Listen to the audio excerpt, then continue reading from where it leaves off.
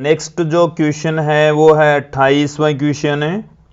28वें question में आप देखिए, 28वें क्वेश्चन में हमें बता रखा है कि 200 किलोग्राम द्रव्यमान की कोई ट्रॉली किसी घर्षण रहित पथ पर 36 किलोमीटर प्रति घंटे की एक समान चाल से गतिमान है। 20 किलोग्राम द्रव्यमान का कोई बच्चा ट्रॉली के एक सिरे से दूसरे सिरे तक 10 मीटर दूर ट्रॉली के सापेक्ष 4 मीटर प्रति सेकंड की चाल से ट्रॉली की गति की विपरीत दिशा में दौड़ता है और ट्रॉली से बाहर कूद जाता है।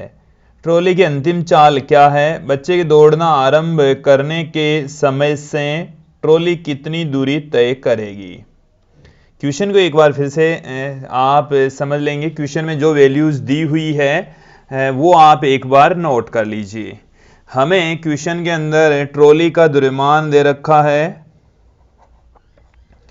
ट्रॉली का द्रव्यमान, ट्रॉली का जो द्रव्यमान है वो हम कंसीडर कर लें m1 बराबर 200 किलोग्राम। हमें जो बच्चा उसमें दौड़ रहा है, बच्चे का द्रव्यमान दे रखा है 20 किलोग्राम। बच्चे का द्रव्यमान उसको मैं m2 से पुट कर दूं जो कि 20 किलोग्राम हमें दे रखा है। ट्रॉली की जो प्रारंभिक चाल या जो स्पीड है, ट्रॉली का प्रारंभिक वेग, वो हमें u1 बराबर दे रखा है 36 किलोमीटर प्रति घंटा। और इसको आप यदि मीटर प्रति सेकंड में कन्वर्ट करना चाहें तो 5/18 से गुणा कर दीजिए। u1 बराबर आ जाएगा 10 मीटर प्रति सेकंड।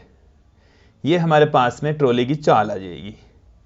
इसके साथ में प्रारंभ में जो लड़का है वो इस ट्रॉली के अंदर ही मौजूद रहता है, तो उसकी चाल अलग से नहीं है, वो इसके अंदर स्टैटिक पोजीशन में है।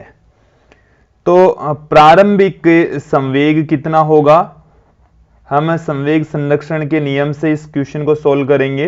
तो प्रारंभिक जो संवेग है उसको मैं PI से लिख दूं तो प्रारंभिक संवेग तो द्रव्यमान, कुल द्रव्यमान हो गया हमारे पास में m1 प्लस m2, और उनका जो वेग है, दोनों का जो वेग है वो समान है और u1 वेग से वो गति कर रहे हैं।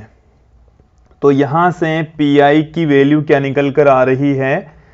m1 की जो वैल्यू है वो है 200, m2 की जो वैल्यू है वो है 20, u1 जो ट्रॉली की वेलोसिटी है वो हमें दे रखी है 10 मीटर प्रति सेकेंड।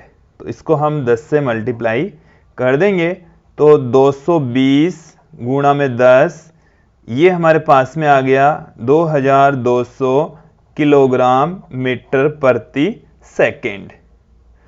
अब आप आगे इसको समझेंगे कि हमें इस क्वेश्चन के अंदर इस तरीके से बता रखा है कि ये हमारे पास में ट्रॉली है और हम ये कंसीडर कर लें कि ये जो ट्रॉली है वो इस दिशा में गति कर रही है और उसकी वेलोसिटी हमें बता रखी है 10 मीटर प्रति सेकंड। ये प्रारंभिक वेलोसिटी है जब लड़का इसके अंदर दौड़ रहा है, इसके अंदर इधर की ओर दौड़ रहा है। ट्रॉली के सापेक्ष इस लड़के की जो चाल है वो है 4 मीटर प्रति सेकंड और ट्रॉली जिस दिशा में गति कर रही है उसकी विपरीत दिशा में ये गति कर रहा है। अब हम क्या करेंगे कि यहां पर हम एक दूसरा निर्देश तंत्र लेकर चल रहे हैं। ये ट्रॉली है,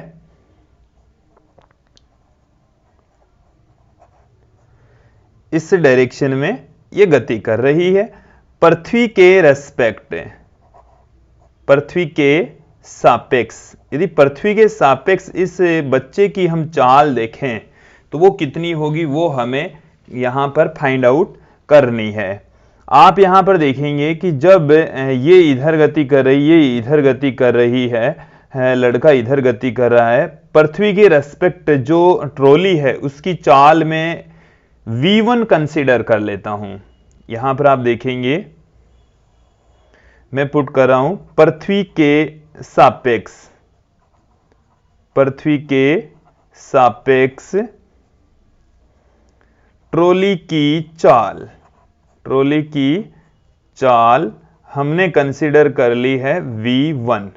v1 कंसीडर कर ली कि अब ये v1 वेग से इधर गति कर रही है, तो पृथ्वी के सापेक्ष जो लड़का है वो इसमें से v1 तो इधर चाल से गति कर रहा है। पृथ्वी के रेस्पेक्ट यदि इस लड़के को हम देखेंगे तो v1 में से 4 मीटर प्रति सेकंड उसको घटा देंगे, तो वो लड़का इस ट्रॉली में, हालांकि वो ट्रॉली के रेस्पेक्ट तो इधर 4 मीटर प्रति सेकंड के वेग से गति कर रहा है, लेकिन जो ट्रॉली है उसकी जो वेलोसिटी है वो 4 मीटर प्रति सेकंड से ज्यादा है। तत्पश्चात ये जो व्यक्ति है, ये जो बच्चा है, वो इधर की ओर गति करता हुआ हमें नजर आएगा।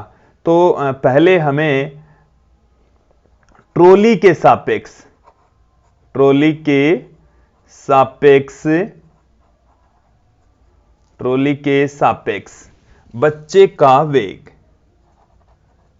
बच्चे का वेग वो हमें दे रखा है 4 मीटर प्रति सेकंड।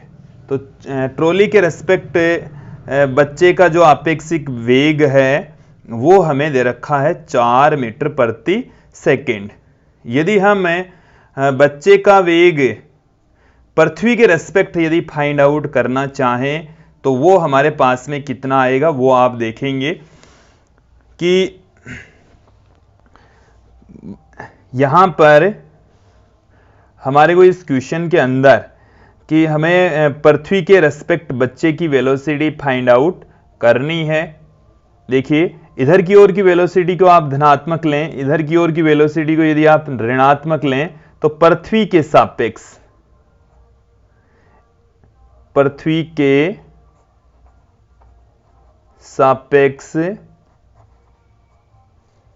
बच्चे का वेग, तो बच्चे का जो वेग है वो हमारे पास में क्या आ जाएगा, v1 वेग से ट्रॉली गति कर रही है और 4 मीटर प्रति सेकंड के वेग से बच्चा गति कर रहा है, तो पृथ्वी के रेस्पेक्ट वो इधर की ओर बच्चा है वो v1 - 4 वेग से गति करता हुआ नजर आएगा। आप यहां से यदि इसको नहीं समझ पा रहे हैं तो यहां से देखिए, ट्रॉली के सापेक्ष जो बच्चे का वेग है उसको हम vbt से लिख दें, ट्रॉली के रेस्पेक्ट बॉय का वेग। ये जो हमें है इसको हम इस तरीके से लिख सकते हैं, vb बॉय का वेग माइनस vt ट्रॉली का वेग। और ट्रॉली के रेस्पेक्ट जो बच्चे का वेग है वो हमें दे रखा है 4 और वो इसकी डायरेक्शन अपोजिट है, इसलिए यहां से माइनस का साइन लेंगे। हमें निकालना है vb बच्चे का वेग, तो जो बच्चे का वेग है वो हमारे पास में vt मतलब ट्रॉली का वेग -4 आ जाएगा, ये हमारे पास में आएगा। और दोस्तों हमने यहां पर यही पुट किया है, ये ट्रॉली का वेग है, ये बच्चे का वेग है, तो हमने एकदम एग्जैक्ट लिया है, सही लिया है। आप आपेक्षिकता के रिलेशन से भी इसको फाइंड आउट कर सकते हैं। अब यहां पर हम अंतिम संवेग फाइंड आउट करेंगे, तो अंतिम संवेग क्या हो जाएगा, अंतिम संवेग आप यहां से देखेंगे कि पहले हम बात करते हैं m1, ट्रॉली का जो वेग है वो हमने कंसीडर कर लिया v1, फिर प्लस में m2, और m2 तो बच्चे का जो वेग है वो हमारे पास में है v1 - 4। तो यदि आप यहां से इसको कैलकुलेट करें या इसको हम इक्वल पुट कर दें तो हमारे पास में क्या वैल्यू निकल कर आ जाएगी संवेग संरक्षण नियम से। संवेग संरक्षण नियम से, तो संवेग संरक्षण नियम से हमारे पास में प्रारंभिक संवेग बराबर होगा अंतिम संवेग के। तो जो अंतिम संवेग है वो हमारे पास में है m1 v1 प्लस में m2 v1 - 4 इक्वल टू प्रारंभिक संवेग के, तो 2200। m1 की वैल्यू हमें 200 दे रखी है, 200 इंटू v1 प्लस m2 की वैल्यू हमें 20 दे रखी है, तो 20 इंटू v1। 20 को आप 4 से गुणा करेंगे तो माइनस में 80 आ जाएगा, तो ये आ गया हमारे पास में इस तरीके से। अब यहां से ये आ गया 220 v1 बराबर 2280। ये हमारे पास में देखिए दोस्तों क्या निकल कर आएगा, v1 बराबर आ गया 2280 अपॉन में 220, और जब इसकी आप कैलकुलेशन करेंगे तो हमारे पास में यहाँ से जो आंसर है V1 बराबर वो निकल कर आएगा 10.36 मीटर प्रति सेकंड। तो ये हमारे पास में जो ट्रॉली है उसका अंतिम वेग आ चुका है। इसके पश्चात हम यहाँ पर फाइंड आउट करेंगे कि जो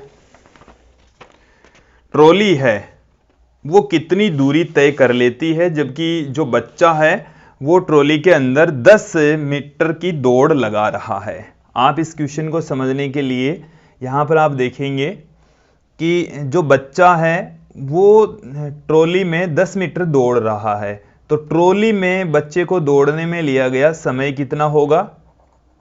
ट्रॉली में आप यहां पर देखेंगे कि ट्रॉली के अंदर जो बच्चा है वो 10 मीटर ट्रॉली की लंबाई है, तो 10 मीटर ही दौड़ लगा रहा है। ट्रॉली में बच्चे को दौड़ने में लगा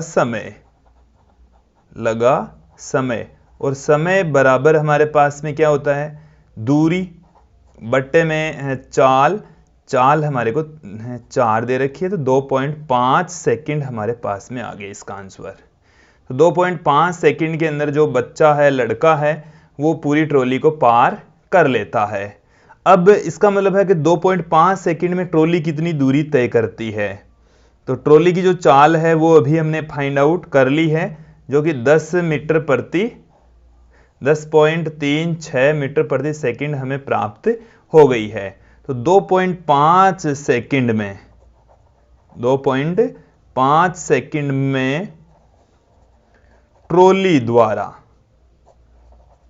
द्वारा तय की गई दूरी, तो ट्रॉली द्वारा तय की गई दूरी बराबर होता है चाल इंटू समय, और जो चाल है वो हमें दे रखी है, अभी हमने फाइंड आउट कर ली है 10.36। ट्रॉली की चाल यहां पर लिखनी है और समय लग रहा है 2.5। तो 25 को जब 6 से गुणा करेंगे 150, 15 हासिल की हो गई, 25 को 3 से गुणा करेंगे 75 और 15 हो गया 90, फिर हासिल की हो गई 9, 25 को जब आप 10 से गुणा करेंगे 250 और 9 हो गया 259। इसमें हम 3 संख्या पहले पॉइंट पुट कर देंगे, तो 25.9 ये हमारे पास में आंसर आ जाएगा मीटर में। तो दोस्तों ये था इसका फाइनल आंसर और ये था 28वां क्वेश्चन।